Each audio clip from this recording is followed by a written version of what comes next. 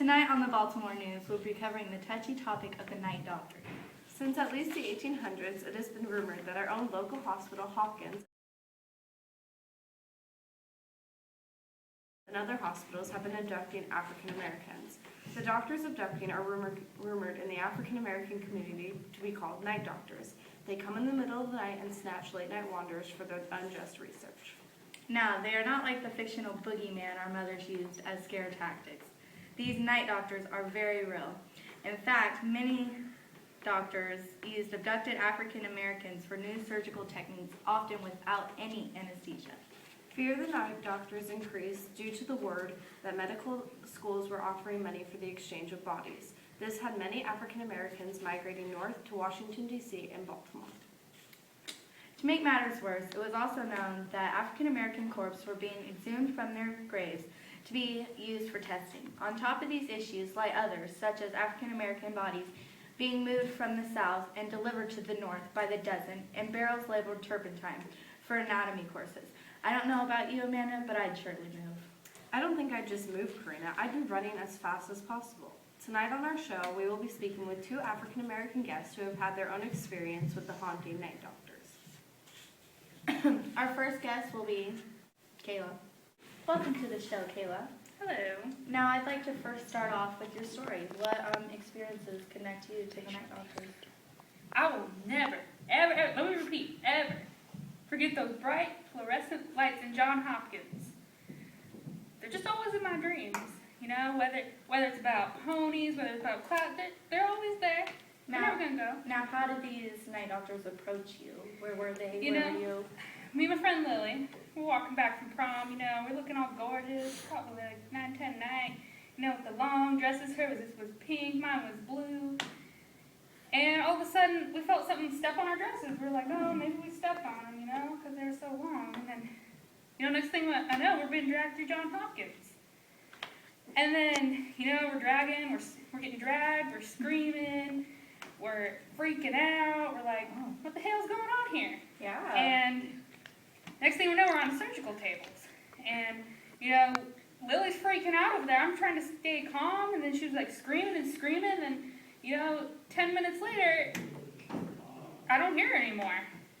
And then, you know, right when the doctors looked away, I got out of there as fast as I could.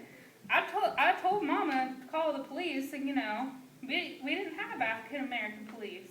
So they're like, you crazy. Okay, now I'm going to stop you there. So, did you get like a description of what these night doctors looked like?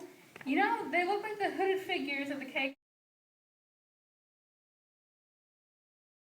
You know, they're always shouting, white power, white power.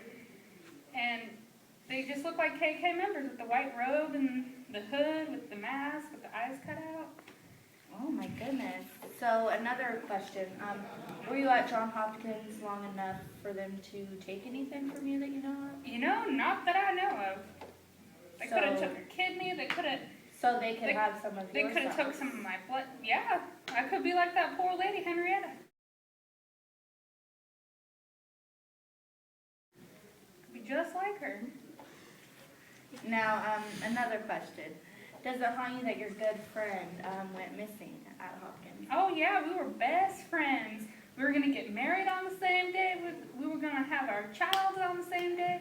We were like this. Wow. Well, I'm sorry that this happened to you. Well, thank you for coming in, and I appreciate your story. Thank you. Thank you for sharing this news with everybody. You know, so Y'all stay inside now.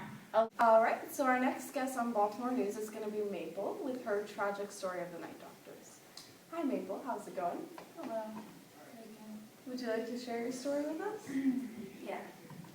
So, I was about 10 years old, and me and my cousin Jane were sitting out on the front porch. And just talking away, trying to get away from everybody. And we heard these two ladies walking by talking about people getting kidnapped off the streets. And I gasped in shock. I was scared. And I ran inside to tell my mama. And when I came out, my cousin Jane and I saw her crossing the street to go get something off at the sidewalk or something. And before I could yell mama, Jane was snatched up, and that was the last time I saw her. That's very tragic.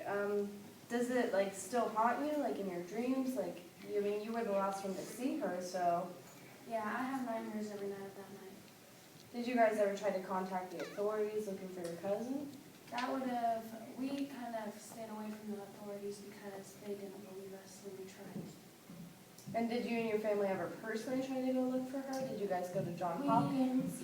We visited John Hopkins a few times and they acted like nothing happened. They knew what we were talking about. Very tragic. So, do you think that they actually know what happened, like the people who work at Hopkins, or do you think it's some like behind the scenes type of thing? I think that they do know. They just don't want to get in trouble or. Well, that's very scary. Thank you so much for sharing your story. This is Baltimore News, and this is Amanda Owens signing off.